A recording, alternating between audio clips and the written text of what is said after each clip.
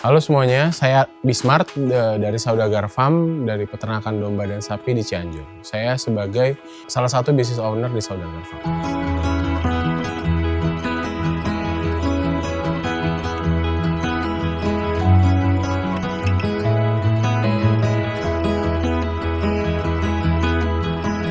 Awal mulanya tuh tahun 2017, saya, partner saya Dana, sama Munir, itu kita baru lulus kuliah. Kita kebetulan sama-sama sarjana peternakan, kita baru lulus kuliah itu sekitar 2016 akhir sama 2017 awal.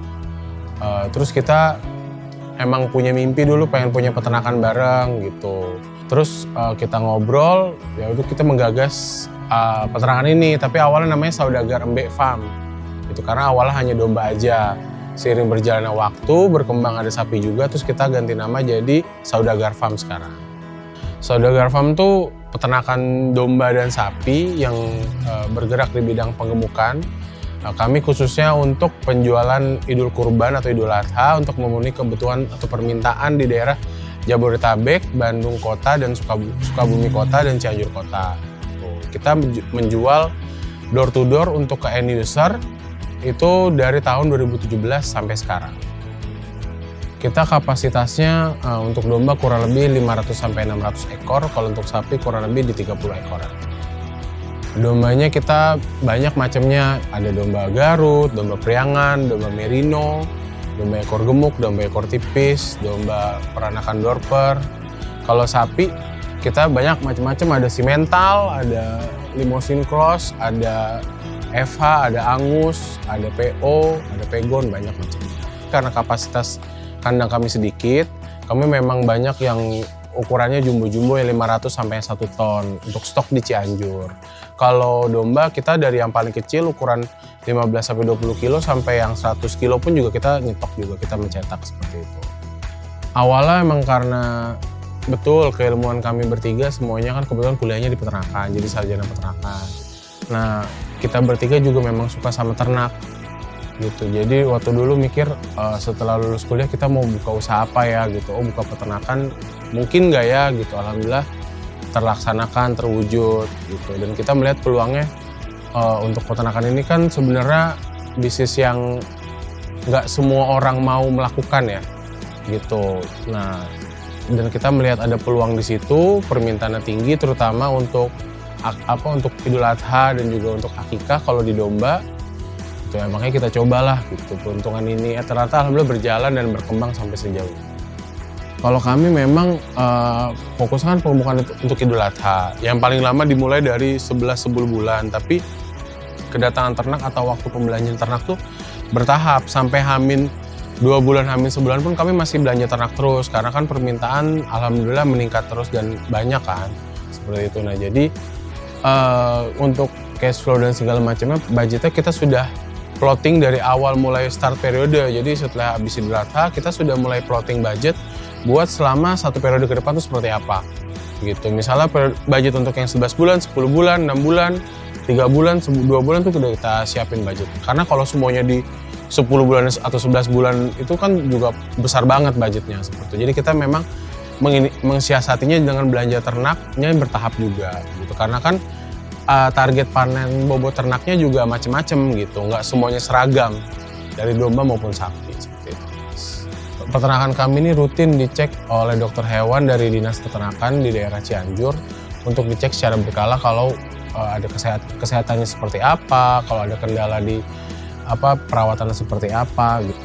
Kalau dulu pas awal-awal baru buka juga ada yang ngomong, ngangon kambing doang, ngangon sapi doang, ngapain sampai kuliah, ngapain sampai serius banget gitu. Ya buat kita mungkin ini jalan hidup kita ya, kita yang kita pilih gitu. Kita jadi full time farmer gitu, jadi bukan hanya peternak samping atau peternak musiman gitu. Dan menurut kami nggak masalah juga kok, kan kalau kotor tuh bisa dicuci lagi jadi bersih ya. Dan kalau bukan kita generasi muda yang ngelakuinnya, siapa lagi? Itu kan emang mayoritas peternak-peternak kalau dulu kan yang udah tua pensiunan atau nggak apa, ya kita yang muda yang bergerak gitu buat mulai merintis ini semua gitu. Buat nanti diberikan legacy buat keturunan kita nantilah di masa depan.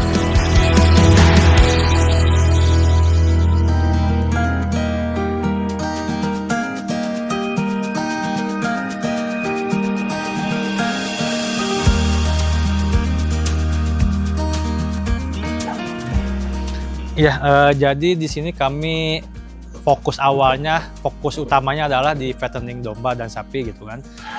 Kita biasanya mengadakan bibit sapi dan domba itu dari mitra-mitra. Kita mitra banyak, ada yang dari Bandung, ada yang dari Cianjur, ada yang dari Jawa Tengah, Banyumas, Magelang dan sebagainya gitu. Biasanya kita untuk memilih bibit kita mengasih spesifikasi ke mitra-mitra kami apa yang kita butuhkan, bibitnya seperti apa, jenisnya, warnanya. Nanti di sini kita seleksi, kita masukkan. Setelah masuk seleksi, kita masukkan ke kandang karantina lah untuk dipisahkan dengan domba-domba yang atau ternak-ternak yang sudah datang duluan agar tidak terjangkit penyakit yang dibawa dari domba-domba yang baru datang atau sapi yang baru datang seperti itu. Biasanya kita pantau kurang lebih 5-7 hari itu dari pola nafsu makan, kesehatan, dia ternaknya aktif atau murung segala macam. Kalaupun ternyata ada yang mengalami penyakit, biasanya kita kasih treatment dan kita koordinasi sama dinas setempat seperti itu.